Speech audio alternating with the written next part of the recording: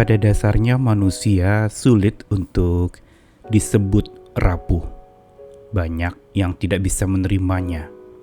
Apalagi kita seringkali mendengarkan para motivator memotivasi kita untuk menjadi kuat, be strong, untuk selalu bisa hebat dan tidak boleh tampak rapuh. Harus kelihatan baik dan senantiasa bersemangat. Namun pada faktanya dan realita yang sesungguhnya, ada sisi rapuh dalam diri manusia yang tidak bisa tidak harus dihadapi. Bukankah manusia juga tercipta dari debu yang sangat rapuh, benda mati yang tidak berdaya, yang baru hidup oleh nafas Tuhan yang dihembuskan ke dalamnya. Kesadaran dan kebenaran tentang kerapuhan diri harusnya ini menjadi pijakan untuk seseorang bergantung kepada Tuhan yang Maha Teguh itu. Karena bila seseorang masih merasa diri kuat, hebat, bisa melakukan apapun sendiri, dan tidak mau menerima juga sisi-sisi kerapuhannya, maka dia akan makin sulit untuk bisa diteguhkan, dikuatkan, dan ditolong. Sebagaimana seseorang yang misalnya sedang hampir tenggelam di sebuah kolam, untuk bisa menolongnya dia harus dibuat sedikit tidak berdaya, supaya dia bisa ditarik ke daratan dan bisa menerima bantuan selanjutnya. Bila dia masih meronta-ronta dan dia masih terus berjuang untuk menyelamatkan dirinya dari air yang menenggelamkannya, maka tidak mungkin dan tidak mudah untuk dia dapat diselamatkan. Harus ada sebuah keberserahan sekaligus kesadaran bahwa diri rapuh. Kitab suci menggambarkan kerapuhan itu tentang kehidupan manusia berkaitan dengan satu gambaran, yaitu bejana. Bejana yang terbuat dari tanah liat yang sangat-sangat murah harganya, bahkan orang mungkin tidak akan perlu mencari ganti bila bejana yang dia miliki itu rusak.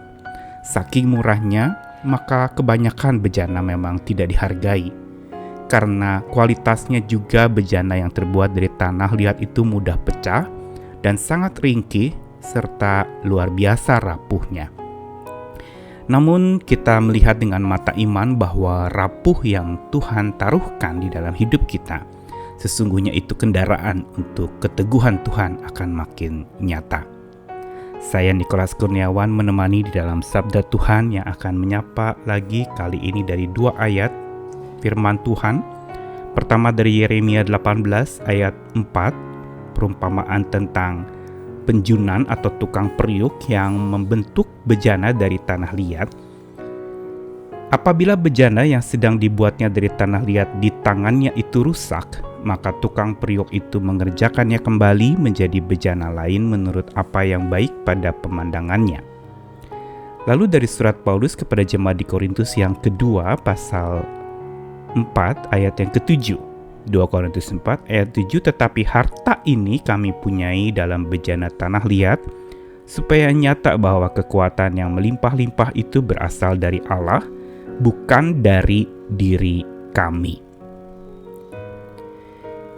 Di dalam segala kerapuhan yang dimiliki oleh manusia, ini semua tersimpulkan di dalam gambaran bejana tanah liat yang dituliskan di dalam kitab suci. Bejana tanah liat sesungguhnya adalah dari tanah yang pada dasarnya mudah dibentuk, dan dia harus tunduk kepada si pembentuknya.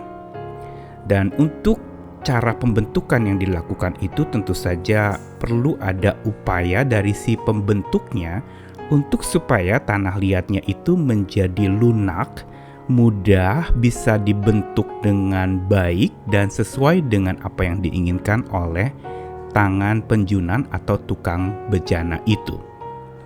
Inilah gambaran yang sebenarnya kitab suci mau tuliskan tentang betapa rapuhnya manusia.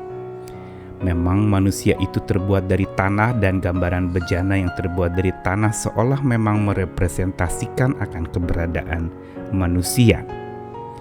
Dan gambaran yang digambarkan tentang bejana tanah liat ini yang ingin mengajarkan kerapuhan hidup kita, justru ingin mengajarkan kepada kita tentang satu sisi dari iman percaya kita kepada Tuhan, yaitu bahwa iman baru akan makin bisa menjadi teguh bila kita menyadari betapa rapuhnya kita tanpa Tuhan.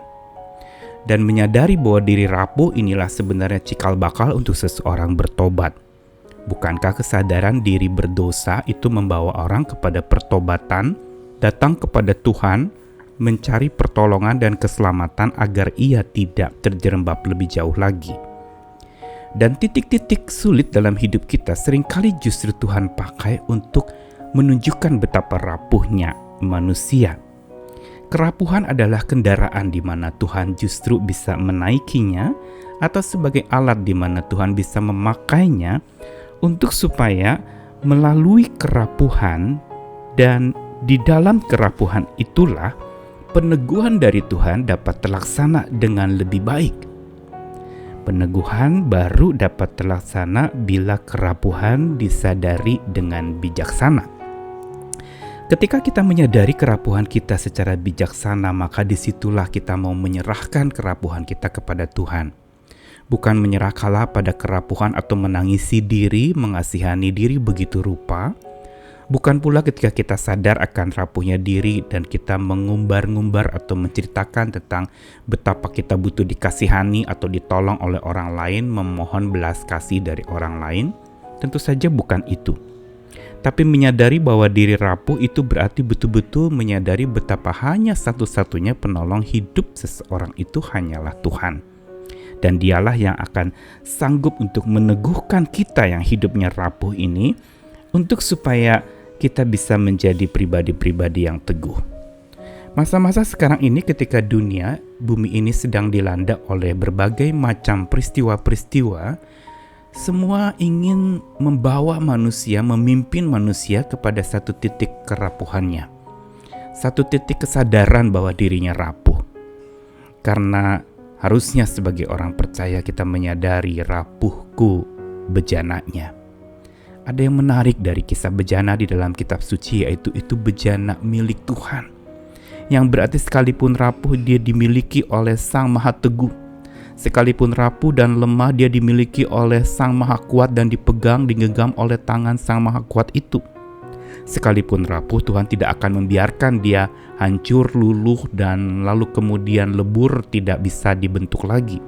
Bukankah dalam Yeremia tadi dikatakan bahwa bila bejana di tanah liat itu rusak, maka tukang periuk itu mengerjakannya kembali menjadi bejana lain menurut apa yang baik pada pemandangannya. Berarti Tuhan tidak pernah akan membiarkan kita larut dalam kerapuhan karena kita bejana miliknya. Karenanya ketika kita mengatakan rapuhku bejananya, ini sebenarnya berita penghiburan.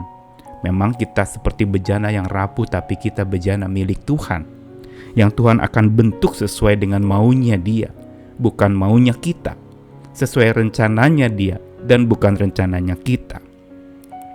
Dan setelah rapuhku bejananya, maka teguhku rencananya. Tuhan punya rencana untuk memperteguh hidup kita.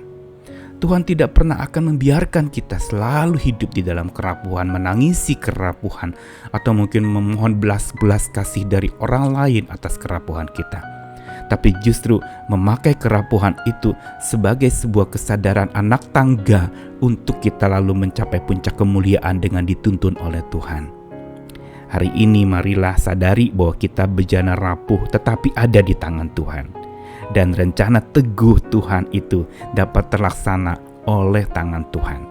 Tinggal tugas kita adalah mempercayakan hidup kita, segala kerapuhan dan kelemahan kita, segala ketidakberdayaan kita, datang kepadanya biar Tuhan membentuk kita seturut maunya Dia. Karena bejana itu baru berharga ketika di dalamnya itu ada kekuatan Allah yang mengalir. Itulah kita. Tanpa kekuatan Allah, kita bukan siapa-siapa, kita bukan apa-apa, kita tidak bisa berbuat apa-apa dan tidak punya apa-apa.